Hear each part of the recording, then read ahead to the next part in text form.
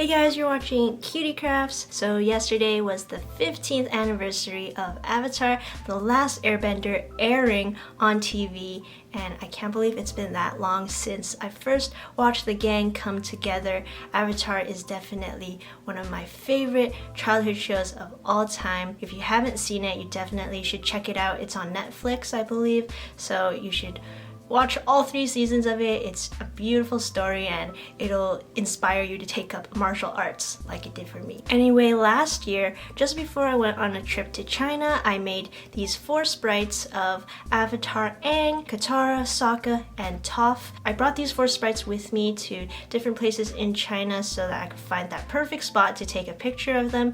And of course, from the thumbnail, you can see that I found a great spot on top of this mountain that I climbed.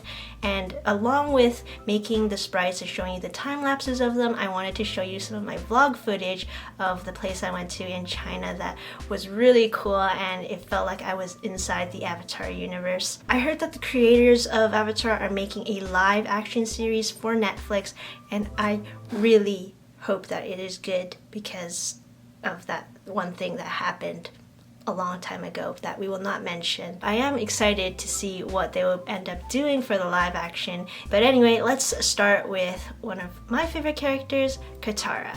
I want to mention that I found all of these sprite designs on a website called the Spriters Resource. I will leave a link in the description below so that you can take a look at all the different sprites and make your own. I'm using Artkal C-Series mini beads to make these sprites. I had a lot of different shades that I could work with to make the shading and the different colorations of the outfits. I really love Katara's character, not only because she's the waterbender of the group and is a great fighter. If you've seen her battles with waterbending, even with ice and blood, it's pretty cool. But she's also like the responsible, motherly one in the group who makes sure everyone is safe and okay and not making too many dumb decisions. So I think she really held the group together, and it definitely wouldn't be the same without her. So this is pretty much what the Katara sprite looks like. Now I want to jump into some of that vlog footage that I said I would show you guys. Let's jump over to Yishan in China. Nature! I visited the Wuyi Mountains in the Fujian province, and this area is really well known for its bamboo rafting attractions, which a lot of tourists went on. There's also hiking and just a lot of natural, relaxing, mountainy things, like these rock tea tables for you to chill at, and I think Iroh would have loved this area. There were lots of different trails that we could go on, but we decided to climb up to Tianyou Peak, which was all the way up there. We chose a really sunny day to go here, and the good thing about that was that we could see the view very well, but it was also scorching hot, like 40 degrees Celsius. It was a good thing that there were these resting spots, and this was where I took the picture. My brother was up ahead of me and he didn't seem tired at all. He was killing it while I was just like dying and saying, "Go on without me." Now let's switch back and make Katara's brother Sokka. Sokka was really funny in the show, but sometimes a bit stubborn, and he gets himself into situations that only happens to him, like that time he got stuck in a hole, or how his girlfriend turned into the moon. He's also the only person, in my opinion, who looks good in a man bun. I'm sorry, but no other person can work a man bun the way that Sokka did. Even though he seemed kind of immature in the beginning, I remember it was really great to watch him become such a good leader who knew how to strategize and protect his friends. And one of my favorite episodes that was surrounding his story was the one where he made his own sword and fought a master swordsman.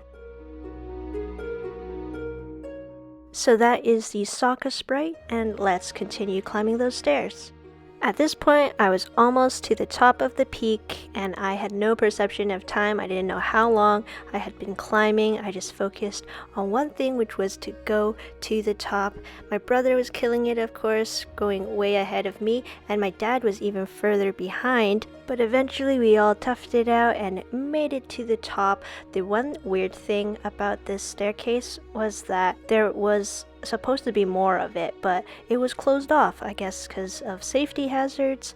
But we were really happy to have reached the top and to finally get a chance to rest. The view was definitely worth the climb, and you could see all of the surrounding mountains and the river that people were rafting on. As a reward, I got an icy cold watermelon slush to cool me down, and you may be wondering, are there watermelons up on this mountain? How did they get them up to the top of a mountain? And it was all because of this guy, the Watermelon Man. Just like the cabbage cart guy, Watermelon Man worked really hard to bring those watermelons up to the top of the peak. He climbed those same steps that we climbed, but he had this bamboo and cloth that wrapped around 4 watermelons. So of course we had to support by buying the watermelon slush, which was really only $5, so definitely worth it, and I think that the Melon Lord Toph would have enjoyed it too.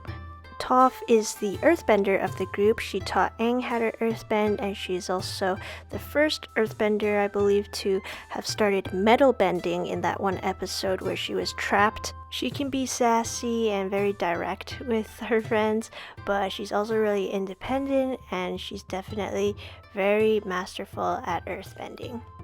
After climbing to the top of the peak, it's time to go back down, and sometimes we had to climb upstairs in order to go back down. And here's this cute little dog that I saw, and I also passed by this board with some breathing exercises to encourage you to get in some mountain air. We definitely breathed in a lot of that crisp air while we were at the mountain, but it was really hot, so we cooled off and finished our trip at Wuishan by riding their bamboo rafts.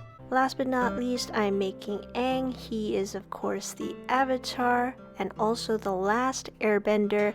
The Avatar is the person who can bend all 4 elements: water, earth, fire, and air. Looking back on this show that I watched when I was around 6 or 7 years old, this show had a lot of really heavy topics that I don't know if a kid would have understood at the time, but now that I'm older, I realize that Avatar and its story taught me a lot of important messages and introduced me to a lot of heavy and serious topics that I would have never expected to learn from a children's show.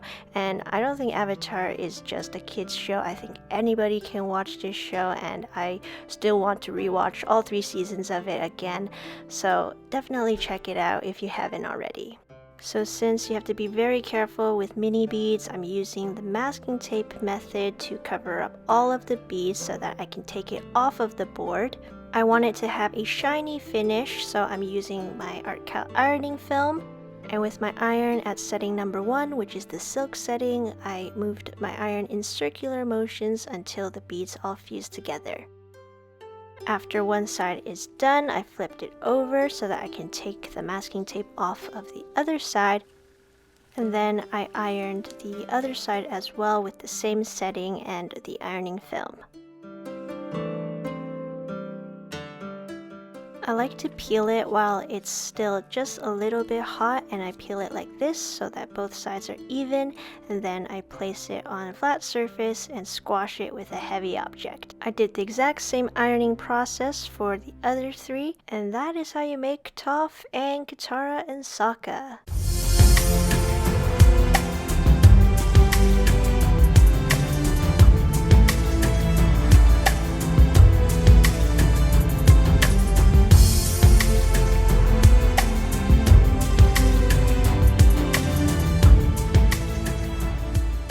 So that is, Sokka.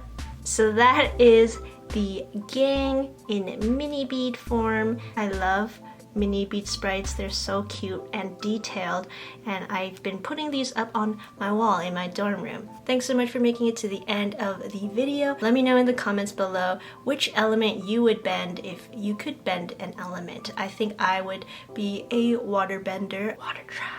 So that's it for the video. Sorry I haven't posted in a long time. I'm graduating soon and I will be free very soon. But for now, I'll see you guys next time with another cutie craft. Bye!